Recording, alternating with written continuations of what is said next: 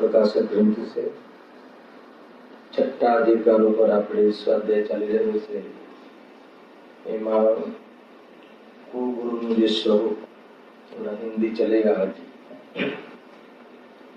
इसमें गुरु की स्वरूप को बताया और उसके स्वरूप बताते हुए पंडित जी ने उसके श्रद्धा की अर्थात उसके आश्रय लेने का निषेध किया, क्योंकि उससे कुदेव के गुरु के आश्रय से, उसकी शरण से, उनके अनुकरण से आत्मा का हित होता है। यानी आत्मा को हित से बचाने के लिए पंडित टोडरमल जी ने एक गुरु का आश्रय लेने का निषेध किया। इतना ही नहीं, यानी अनेक आचार्यों के द्वारा लिखे गए ग्रंथों का उदाहरण देते हुए प्रमाण भी दिया कि जो गुरु का शरण लेता है वो स्वयं तो डूबता है, गुरु तो डूबता ही है, पत्थर की नाव जैसा कहा शास्त्र में। स्वयं तो डूबता ही है और उनके शरण लेने वाले भी डूबते ही है, ये बात कही। इसके बाद पेज नंबर कौन सा था?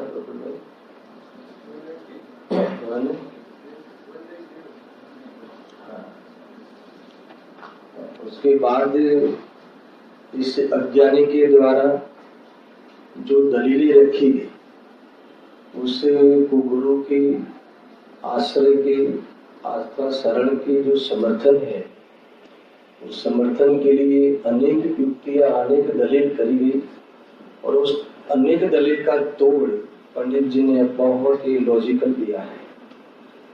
इसमें यहाँ तक बात आ गई कि जो गुरु आरंभ परिग्रह सहित हो, आत्मा की अनुभूति नहीं हो और आरंभ परिग्रह सहित हो, उसे गुरु कैसे माने।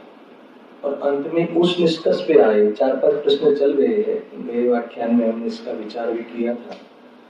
बस इतनी यहाँ तक बात हुई कि जो गुरु स्वयं अपने को नहीं पहचानता, मात्र निर्ग्रंथपना ग्रहण कर लिया है, संसार से विरक्त भी नहीं है, 28 मूल गुण की ठिकाने नहीं है और आत्मा की अनुभूति से वंचित है, तो ऐसे गुरु को हम गुरु कैसे माने। अंत में कंक्लूजन ये आया कि जो निर्ग्रंथ है, 28 मूल गुण का निगत विचार पालन करते हैं, मिथ्यात्व और 3 चौकड़ी कषाय के अभाव वाली वितरागता है, ऐसे बाह्यंतर और अभ्यंतर सर्व परिग्रह से रहित हो, ऐसे निर्ग्रंथ मुनि ही गुरु है। ये बात उन्होंने निष्कर्ष के रूप में बताई।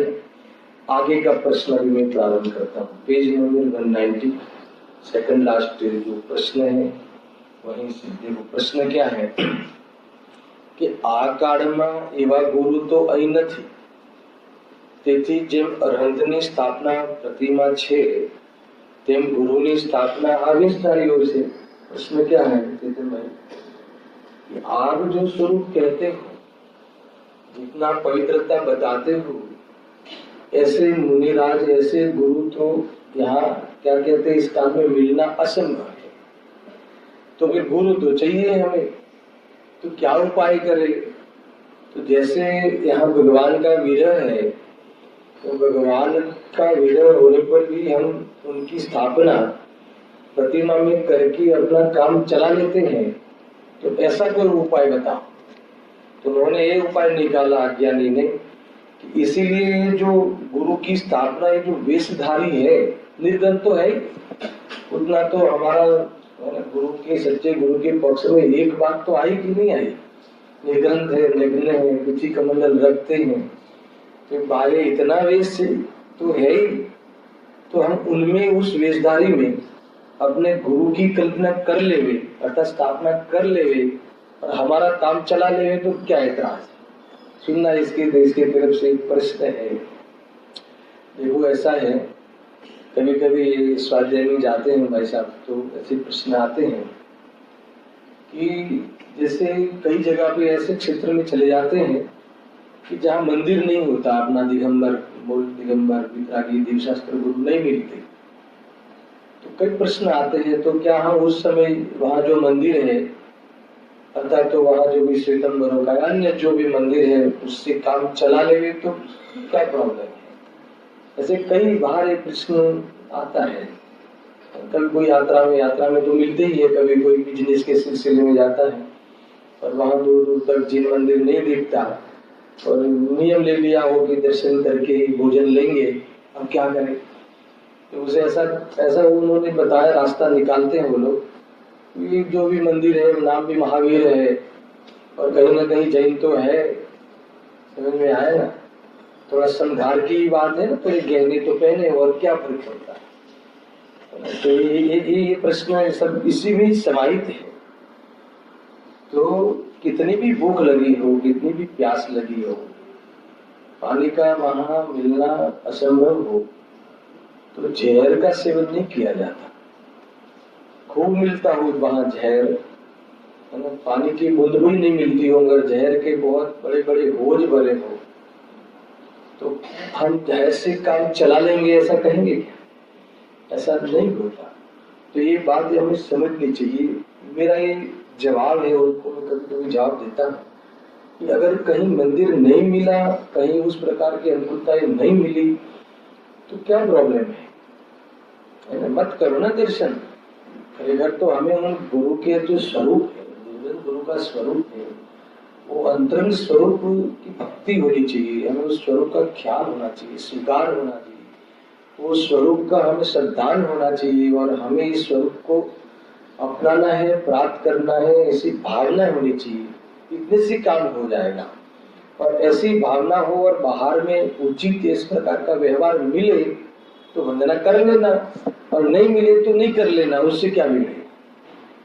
मगर नहीं मिले तो हम कैसे किसी से भी काम चला ले, ये लॉजिक ठीक नहीं है। ये बहुत आपको स्थूल बातें लगती होगी, मगर कभी कभी ऐसे प्रश्न और ऐसी बातें हमारे मन में उठती भी है और समाधान नहीं मिलता है ना। हम सिर्फ भगवान आत्मा की ऊंची बातें सुन लेते हैं, मगर ये बातें बहुत तकलीफ देती है। देखो और एक बात आपको मैं बताता हूँ सदरगन भाई, अभी इस युग में ये बात जैसे अग्रहित मिथ्यात्व है, उसका विरोध करने वाली जो तत्वाभ्यास है, वेद ज्ञान है ना, उस अग्रहित मिथ्यात्व को मिटाने के लिए जितने जो जैन सिद्धांत है, स्वपर का वेद विज्ञान आदि है, वो बात कहीं भी की जाए, करी जाए, तो इसके समर्थक बहुत मिल जाते हैं, अजैन में भी मिल जाते हैं। ग्रहित मिथ्यात्व की बात छेड़ देंगे तो बहुत विरोध होता है, नहीं आप इस बात को टच ही नहीं करो।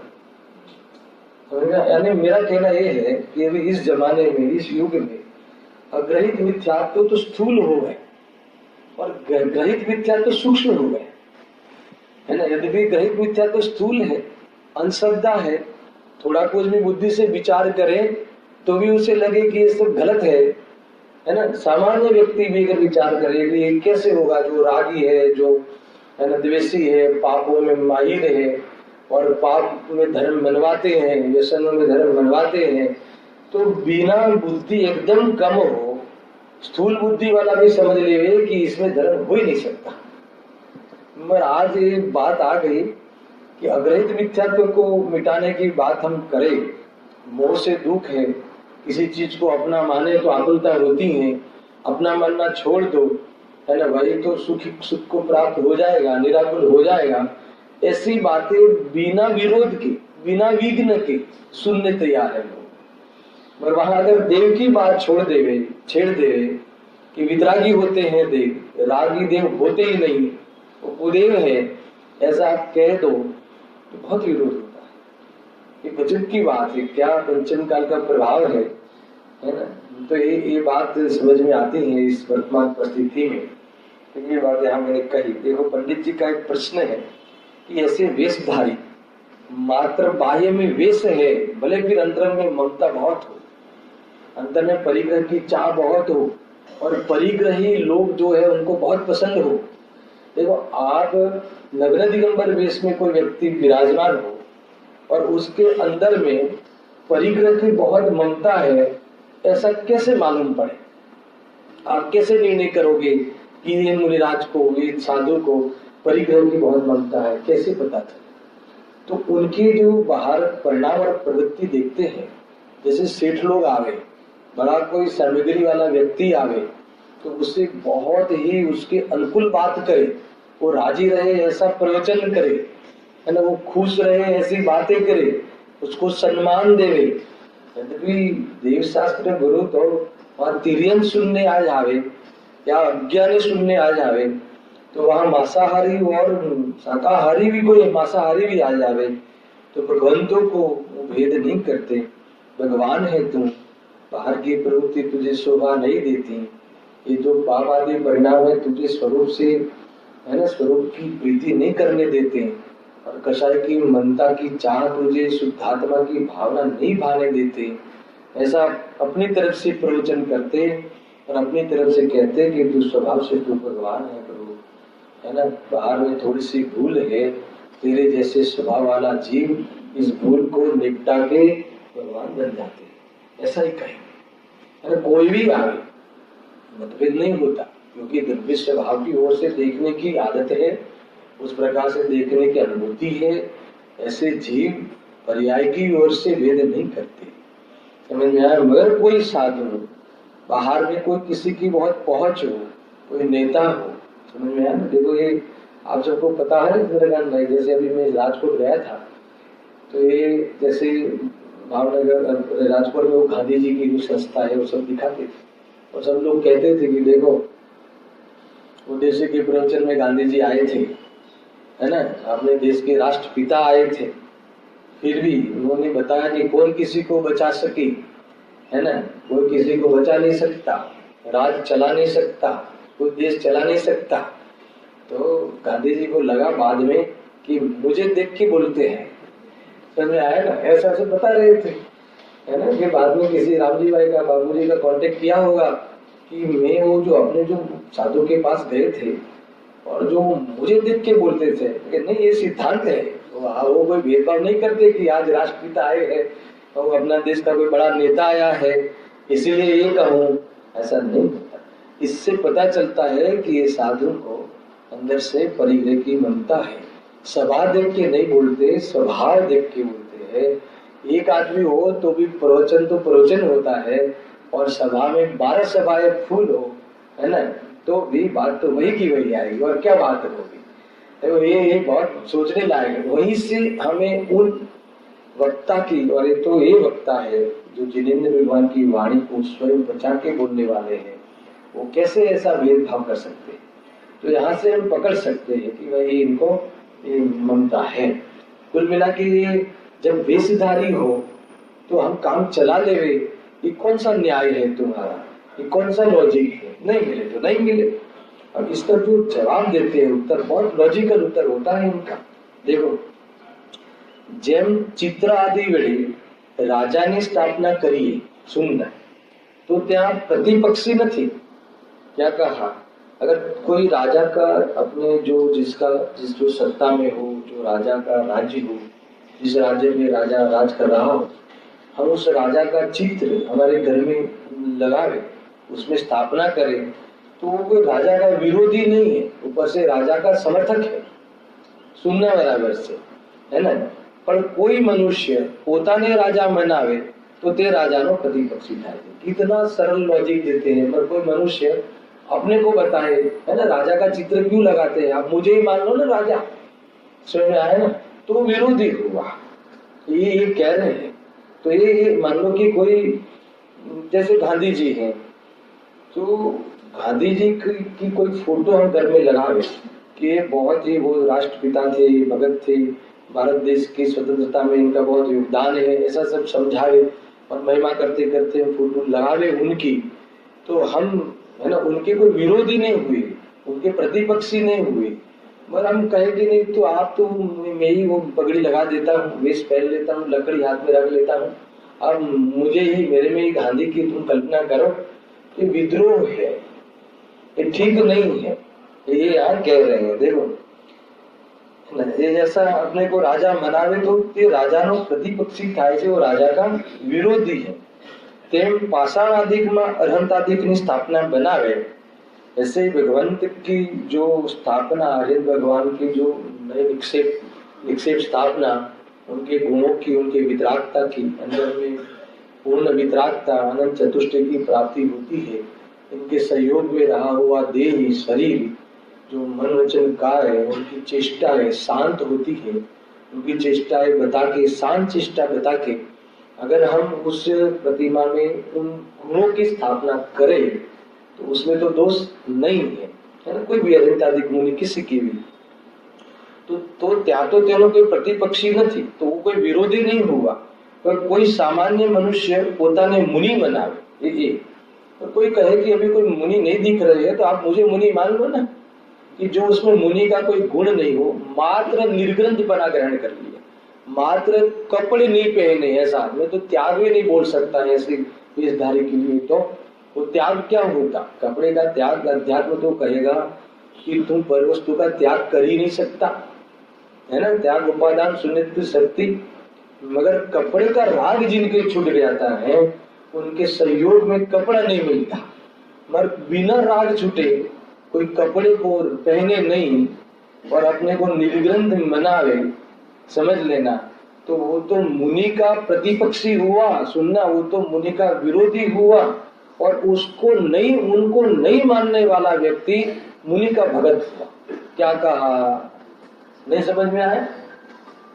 ये जो अपने पे आरोप है, इसका मेरा जवाब है नवीन भाई, समझ में आया ना, कि भाई जो मुनि की गुण नहीं रख धराता, मुनि का कोई गुण नहीं है, कोई मतलब कि उसमें वो मुनि बना ही नहीं है, और आप उसे मुनि बने की स्थापना करो, उसमें मुनि बने की कल्पना करो, मुनि बना मान के उनकी वंदना आदि करो, तो वो तो मुनि का प्रतिपक्षी हो गया कि जो मुनि नहीं है फिर भी मुनि माने।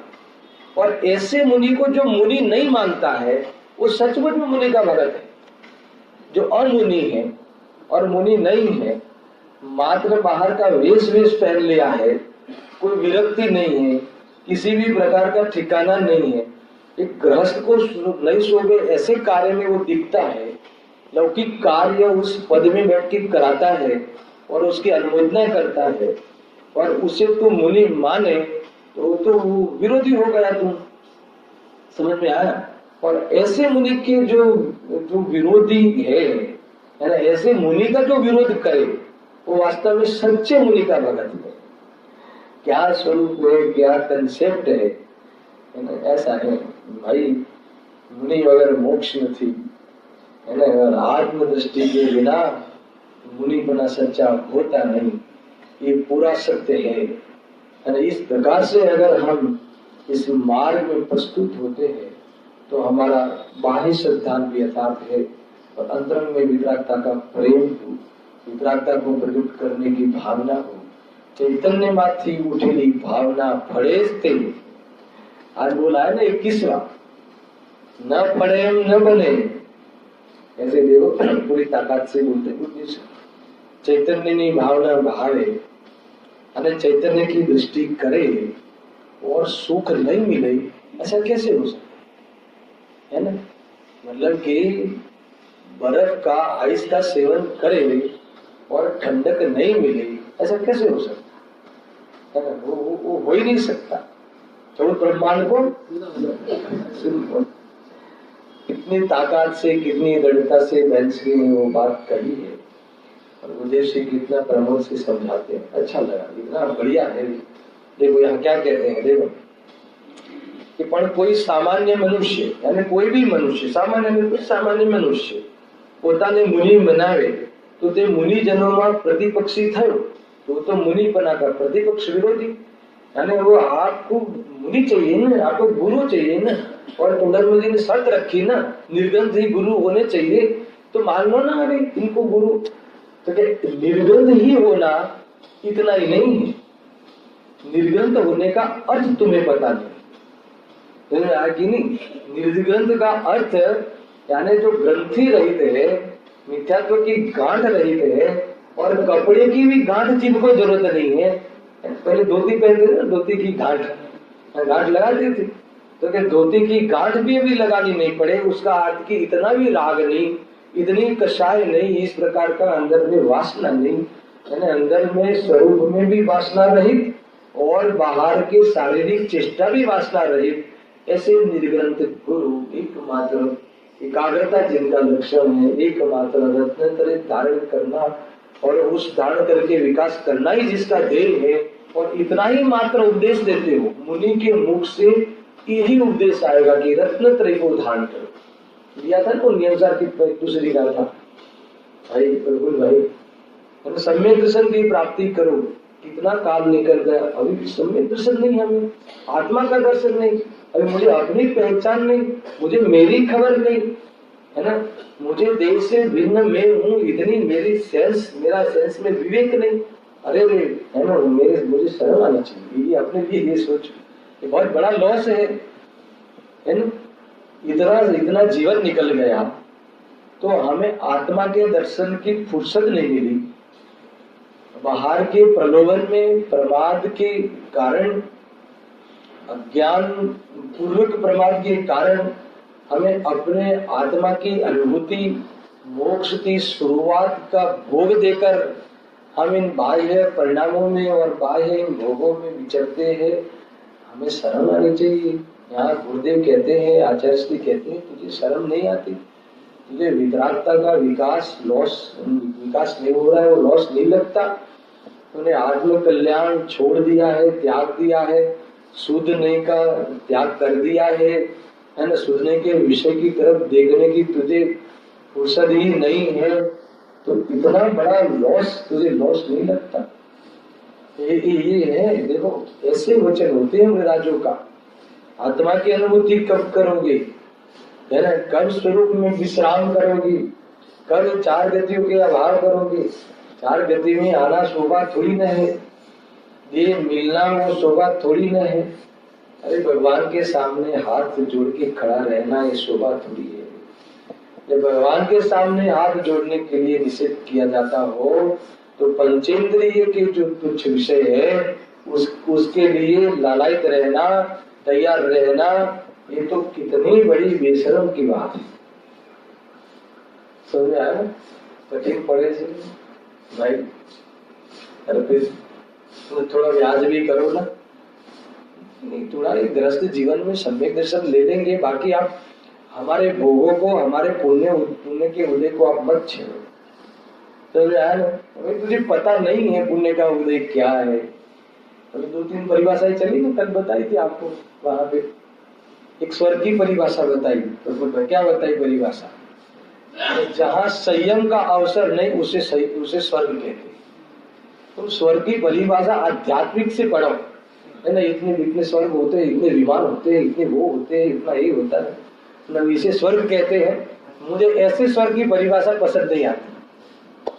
स्वर्ग यानी क्या, जहाँ संयम का अवसर नहीं, जहाँ पहुंचने पर संयम प्राप्त नहीं कर सकता, कि जो संयम है ना मोक्ष में निमित्त बनता है, ऐसे संयम की प्राप्ति करने की पर्याय में क्षमता नहीं हो, ऐसा जीवन हमें नहीं चाहिए। तो ऐसा कहा। और पुण्य के उदय, साता के उदय की क्या परिभाषा करी थी? अभी बताई थी 2-4 दिन पहले। अच्छा, यहाँ नहीं बताई है ना। तो साता के उदय की परिभाषा, साता के उदय में क्या है राजू भाई? साता के उदय में बहुत बाहर में अनुकूलता मिलती ना।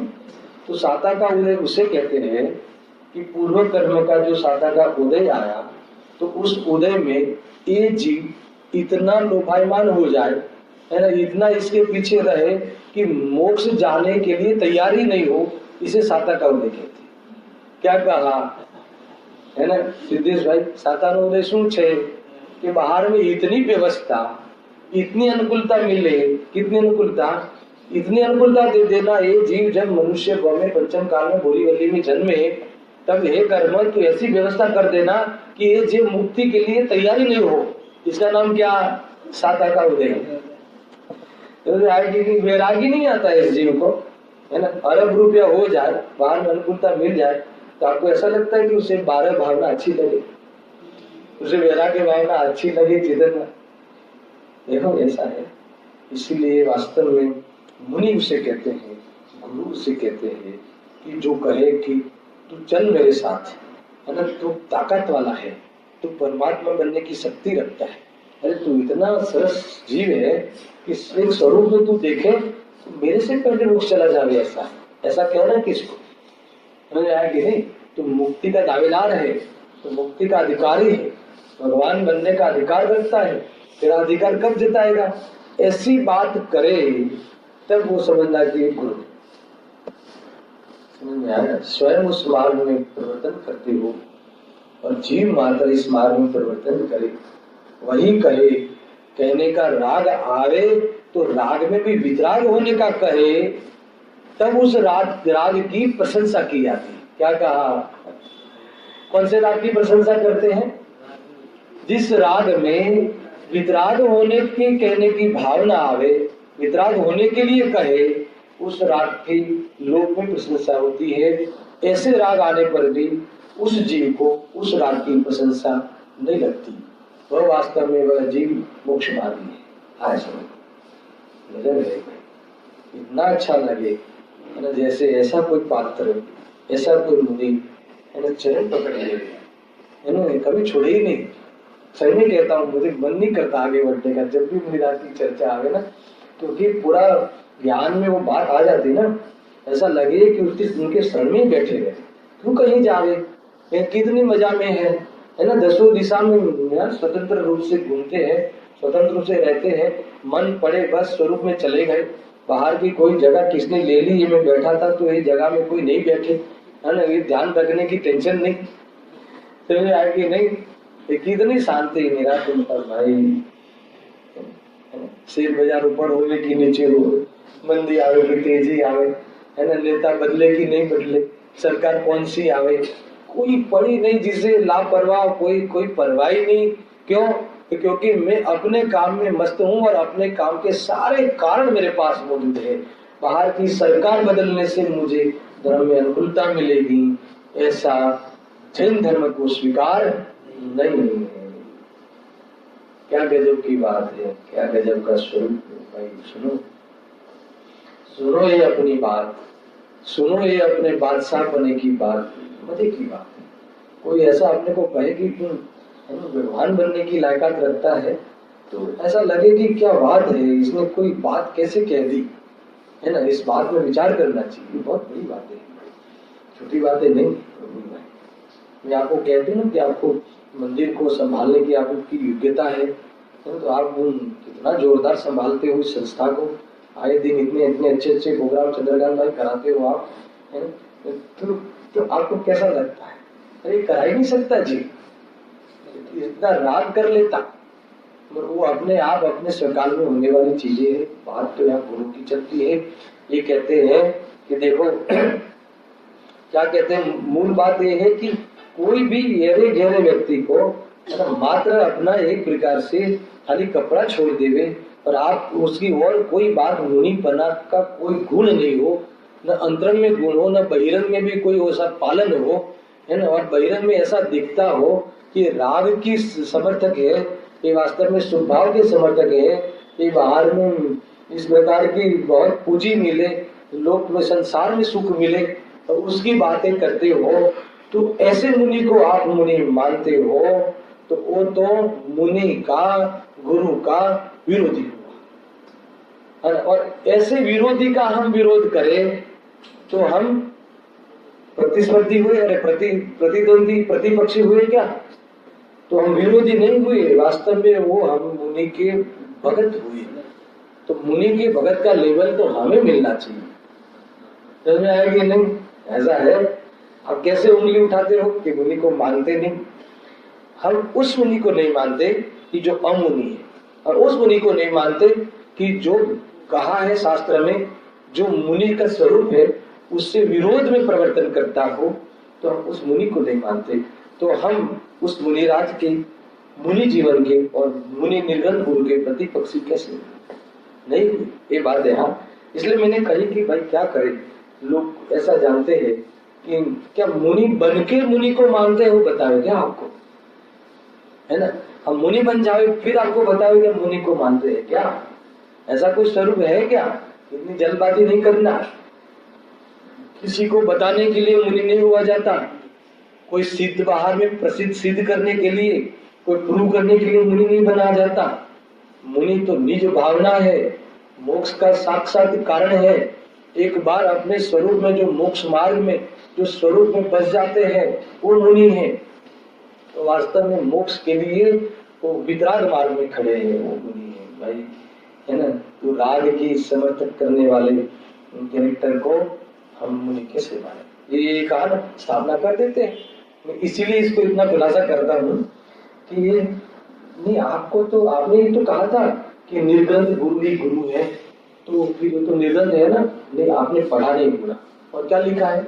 बाह्य अभ्यंतर परिग्रह के जो त्यागी हो, ये बात है मूल। तो स्वरूप की एकाग्रता हो, है ना? दुनिया में किसी भी चीज की अवेयरनेस, है ना, आधीनता भाषित नहीं होती हो, और निरंतर मजे में रहे। हमको तो सुनने की भी जो आधीनता है ना, उनकी इतनी भी आधीनता नहीं होती। उनके आवश्यक में देव गुरु, ऐसा देव गुरु शास्त्र के दर्शन अनिवार्य रूप से नहीं होते।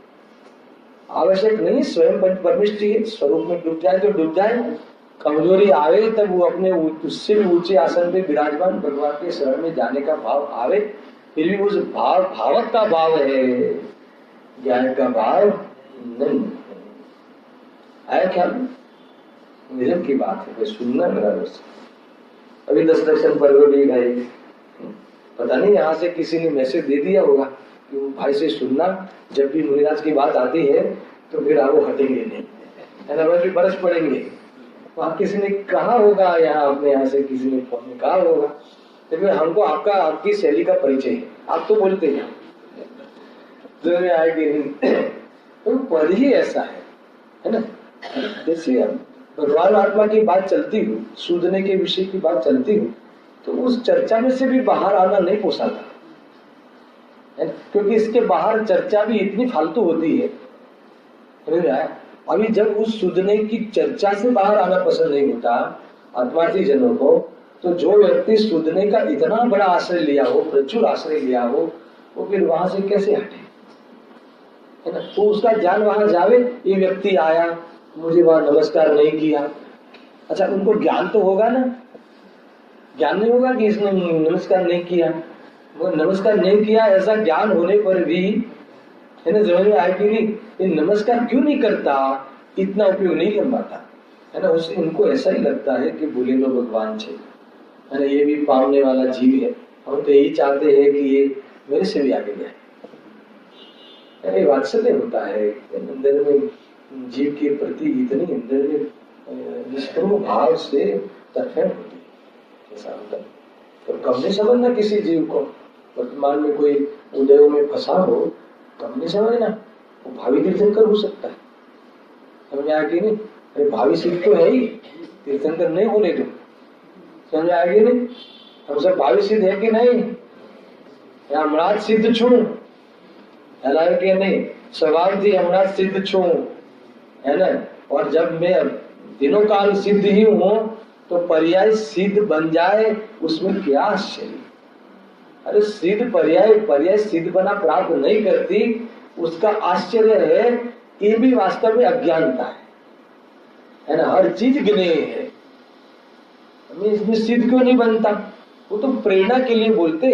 अरे मैं सिद्ध हूँ ऐसी जिसकी दृष्टि हो गई तो उसे जल्दबाजी नहीं होती है ना। अभी श्रीमंत भगवान विराजमान है तो उनको अपनी सिद्ध पर्याय कब होने वाली है वो ज्ञान में झलकती कि नहीं झलकती?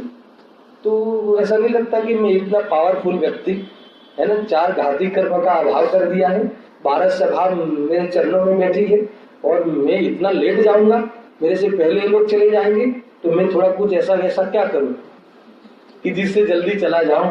ऐसा कुछ नहीं होता है ना। ऐसी कोई पर्याय की भेद बदली करने का भाव हो तो उस पद में होते ही। भाई मजाक करो ना, समझ में आए ना? ये है तुमने हमें कंसेप्ट ख्याल रखना चाहिए। जहाँ जितने अब तो 7वां अधिकार खुल के आने वाला है, 1.5 पेज है ना। बहुत सी जो जैन मत अनुयायी मिथ्या दृष्टि है ना, जो जैन तत्व को जैन धर्म को अपनाते हैं उसमें चल रहे हैं। और ऐसी क्या भूल रही गई कि जब तक अभी तक आत्मदर्शन नहीं हुआ।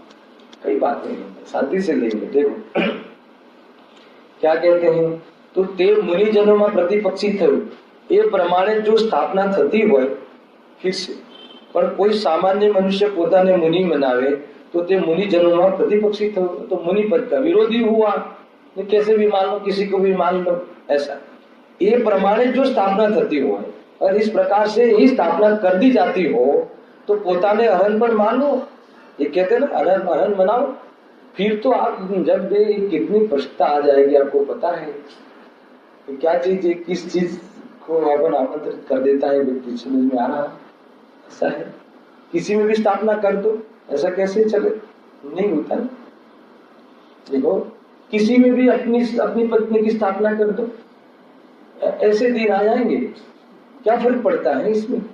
तो ये इतनी भ्रष्टता आ जाएगी, बड़े बड़े दोष आ जाएंगे। तो ये दोष आगे लिखा गुरुदेव के प्रवचन खोल के सुना। मूर्ख है ना, तू जिस प्रकार से चाहता है स्थापना करना चाहता है, तो क्या चाहता है? तो बिना सम्यक दर्शन भी मोक्ष जाएगा ऐसा मान लेगा कल? ऐसा नहीं होता है ना। राजमार्ग ये नहीं है ना, जो मार्ग से विरुद्ध चिंतन तुझे बहुत ही भटकाएगा।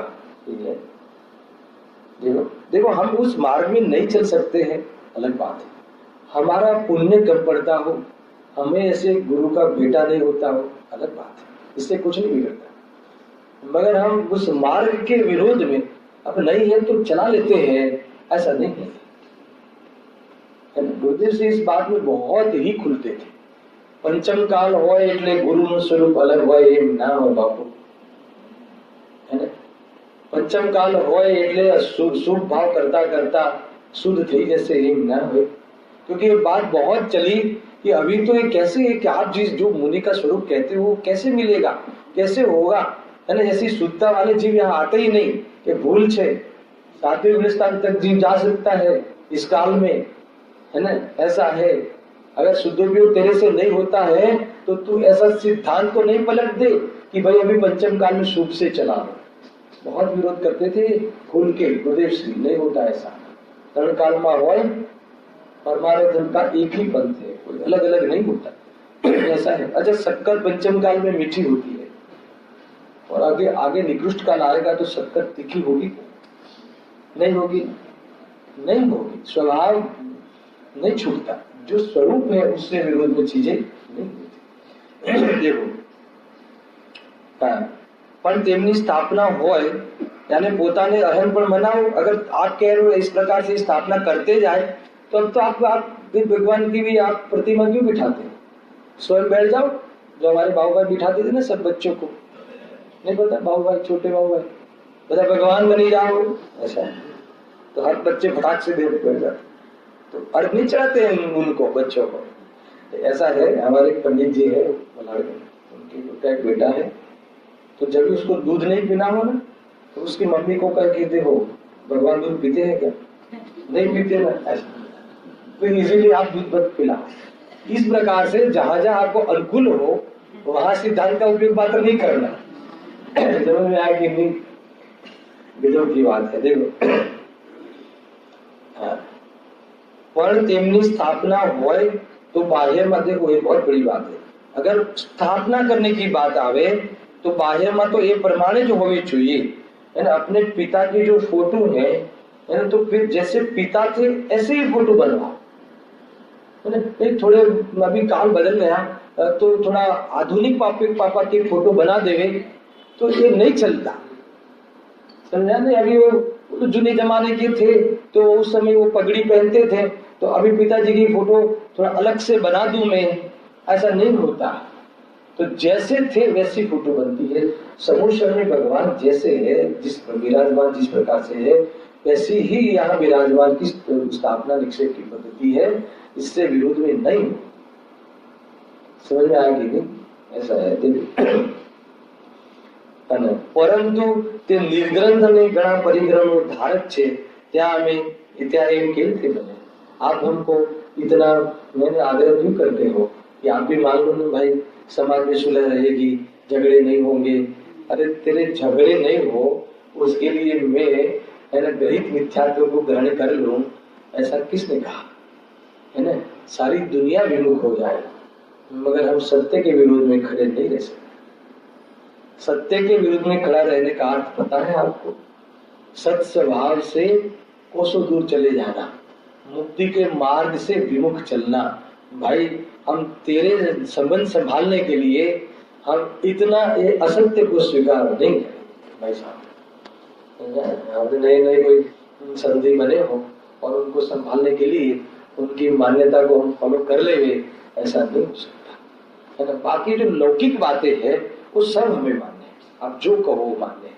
मगर जो धर्म बुद्धि और धार्मिक पद्धति है उसमें अगर जान भी चली जाए, देह का भी त्याग करना पड़े बाकी संबंधों की, तो क्या कहें। वैसे भी संबंध छोड़ने के लिए ये सब स्वाध्याय कराते हैं, है ना। सर्व संबंध बंधन दीक्षण छेदिन विचक्षु महत्व पुरुष की पद्धति में आगे नहीं। सर्व संबंधनो बंधन तीक्षण छेदिने विचार सुन कर महत पुरुष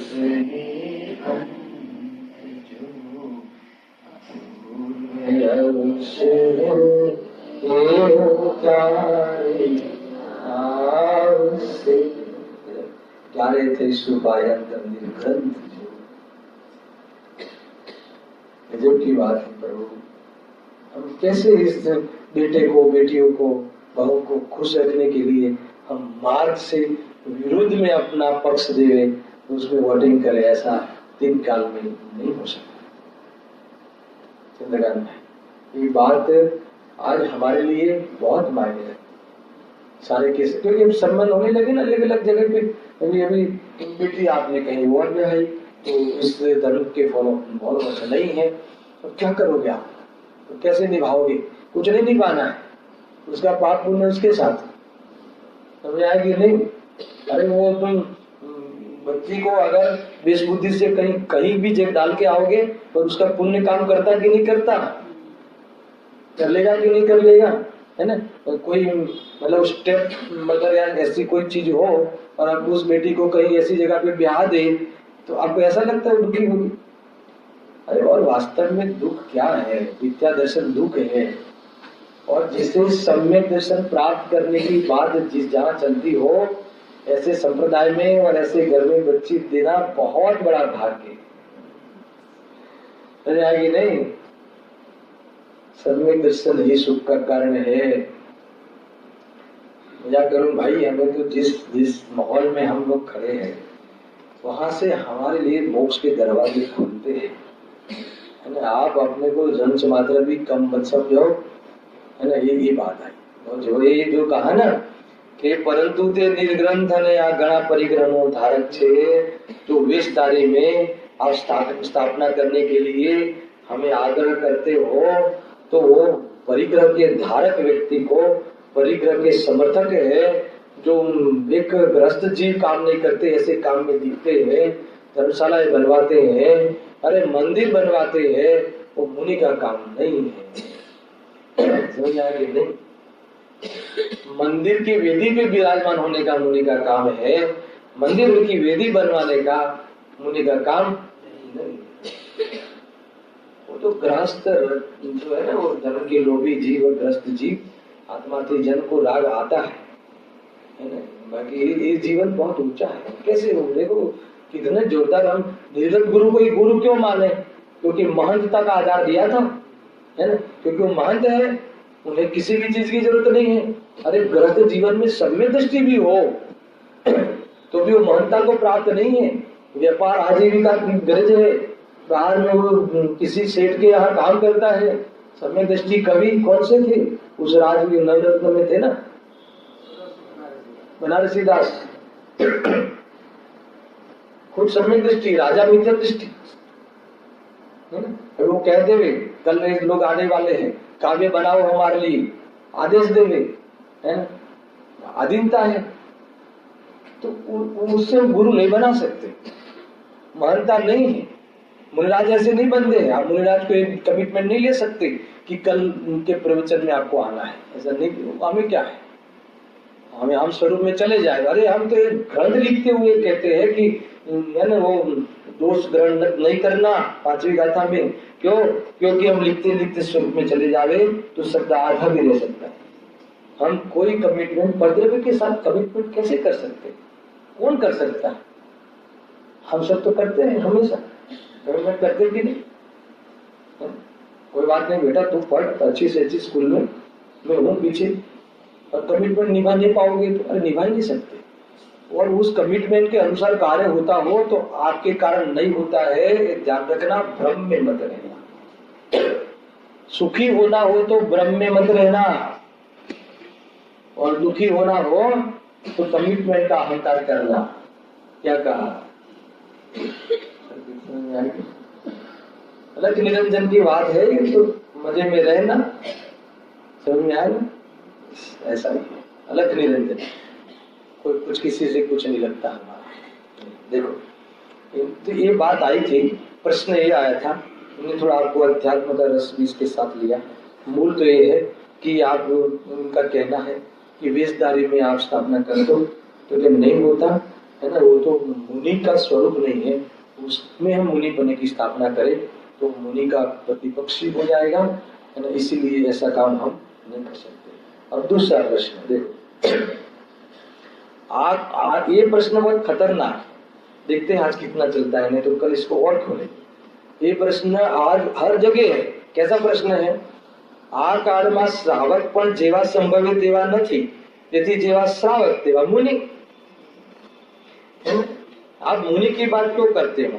पहले तो बताओ कि उद्दिष्ट आहार का त्याग होता है मुनिराज को, है ना? और शुद्ध आहार, अंतराय रहित, इतने दोष रहित आहार, तो ऐसे आहार लेने वाला और बनाने वाला श्रावक तो बताओ पहले, बाद में मुनि की बात करो।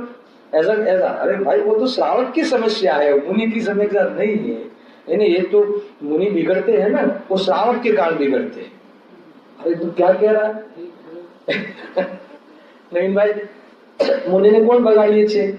आपने बगाड़िए थे ना, ऐसे कहते वो तो। अरे वो क्यों बिगड़ते हैं फिर?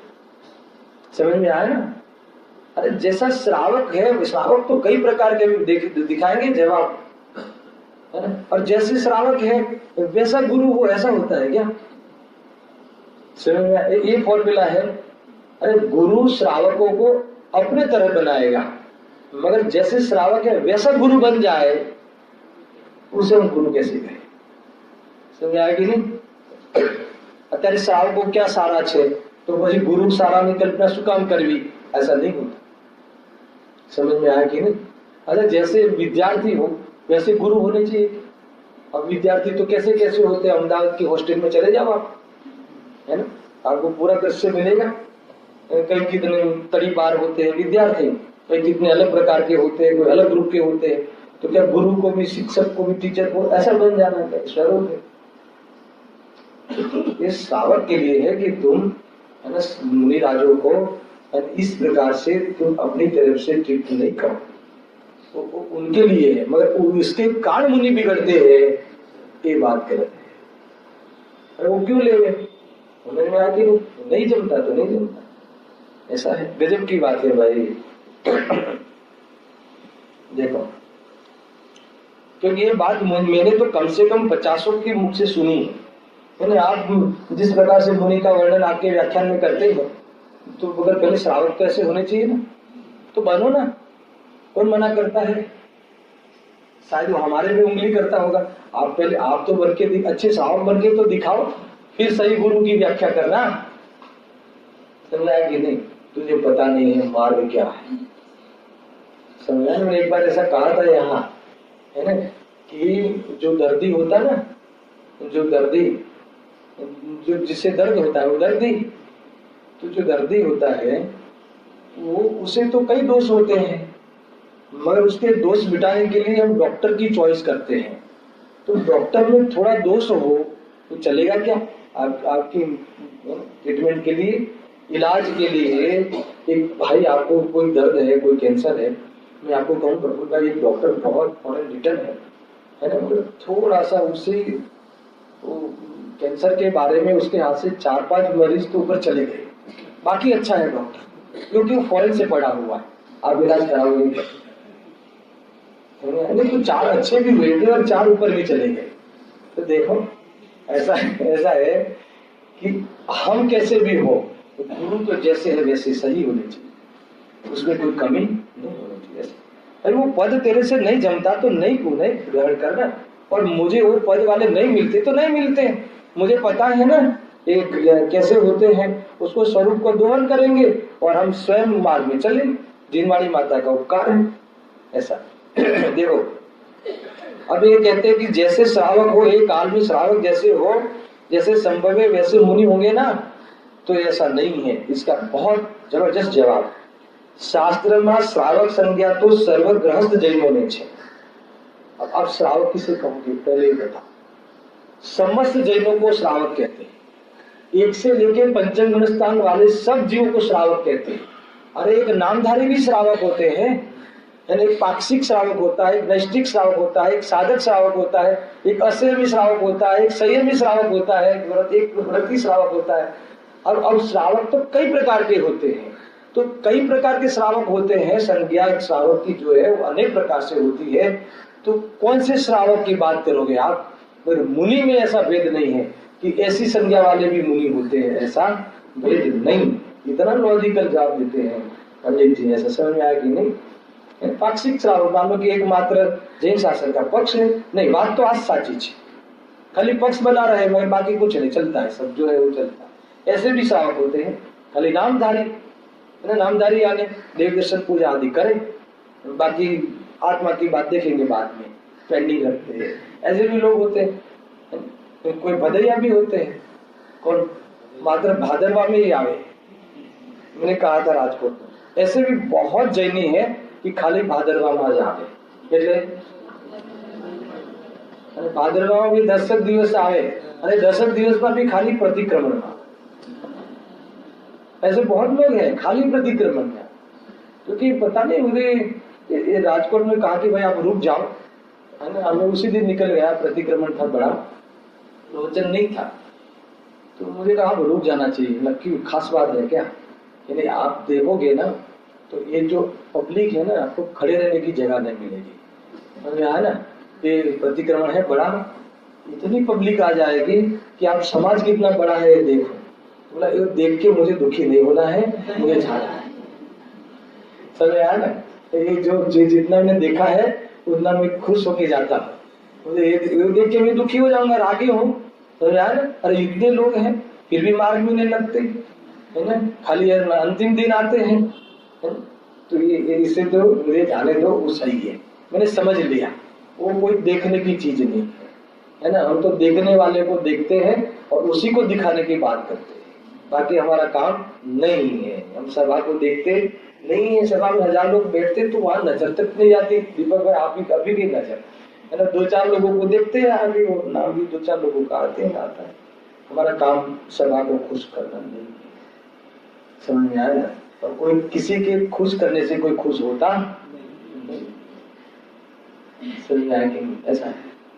अरे बहुत शांति से मन लगाना है इस मार्ग में, कोई आजू बाजू देख के काम नहीं करना है।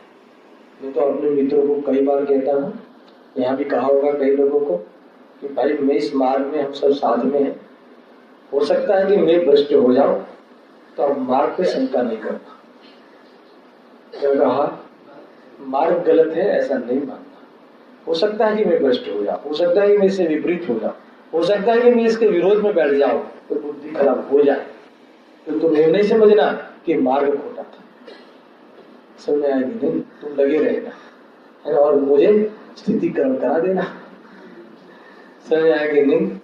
इतनी सी बात है भाई, ऐसा है। देखो शास्त्र में श्रावक संज्ञा तो अष्टमूल गुण वाली बात आती है ना, अष्टमूल के धारी होते हैं श्रावक, 3 मकार का त्याग और 5 उदंबर फल का त्याग है ना, मद मांस और मधुर, जो शराब फिर शहद और मांस, ऐसा ये 3 चीजों का तो है ना सपने में भी सेवन नहीं करता, है ना, मौत के भोग पे भी सेवन नहीं करता, फिर भी धर्म नहीं होता। क्या कहा? इससे धर्म नहीं होता। मगर धर्म जिसे प्राप्त करना होता है उसका जीवन ऐसा समझे। और 5 उदंबर फल, और उसके साथ में और भी है कई प्रकार के, अभी हमारा वो विषय नहीं है, कभी श्रावक धर्म इसमें चर्चा कर सकते हैं। 3 मकार का त्याग, फिर चौथा है उदंबर फल का त्याग, फिर और 4 बताए। देव दर्शन कंपलसरी करता है, भगवान के दर्शन के बिना भाव मन नहीं बनता। समझ में आया? अरे तुझे भगवान के दर्शन करने का भाव नहीं आता कि जो परमात्मा दशा है, भगवान आत्मा के आश्रय से जो दशा प्रगटी है और मेरी ऐसी दशा प्रगटेगी, दिन में तुझे उठते ही वो भगवान देखने का भाव नहीं बनता है ना। रात्रि में उस साइड जाना है तो रात्रि में कर लूंगा, इतनी दरिद्रता ठीक नहीं है। अभी सुबह सुबह तो थोड़ा आगे जाना है, पर रात्रि में मुझे बाजू में काम है तो दर्शन कर लूंगा, ऐसा नहीं होता। समझ आया कि नहीं? कितना गरीब है जी, यानी उसे फुर्सत नहीं है 1 घंटे के 1 करोड़ की आमदनी, 100 करोड़ की आमदनी, और फिर वो भगवान को बाद में मिले तो क्या बात प्रॉब्लम है? एक मंदिर बनवा देगा ना, तो क्या होगा? इससे क्या होगा? भाई पूरी रात्रि में ऐसा बेसुध हो जाता है, मुर्दे के जैसा हो जाता है पूरी रात भर, है ना। नींद में आत्म कल्याण का अवसर नहीं रहेगा। ये नींद की परिभाषा क्या कहा? गृहस्थ जीवन की ऐसी एक अवस्था कि जहां वेदज्ञान करने का अवसर नहीं रहता, वो कौन सी अवस्था है? नींद। ये नींद की अवस्था। अब हम देखना, मुझे तो नींद अच्छी आती है, मैं बहुत सुखी आदमी हूँ। नींद अच्छी आने का नाम सुखी है क्या? तो यार नींद नहीं उड़ी है अभी तक तेरी, समझ आया कि नहीं? नींद उड़ जानी चाहिए, मेरा काम बाकी है, कल बुलावा आ जाएगा, शाम को ही चला जाऊंगा तो, है ना। ये बड़ी इतनी बहुत जबरदस्त पर्याय है कि जिसमें आत्मा का हित करने का पूरा तक है, और कल नहीं मिले तो अर्पित, कल मिलके फिर करेंगे, ऐसा नहीं होता। अरे आत्मा कल नहीं मिलता, आत्मा तीनों काल है, जिसके आश्रय से कार्य होता है वो आज कल वाला नहीं है, वो त्रैकालिक है। और वर्तमान में जो का जो खड़ा है तुम्हारे सामने, दस्तक देता है, दर्शन देता है, अब कर लो काम में। ऐसी बात है। ये प्रश्न का कल खुलासा विशेष होगा, कल सहजानंद।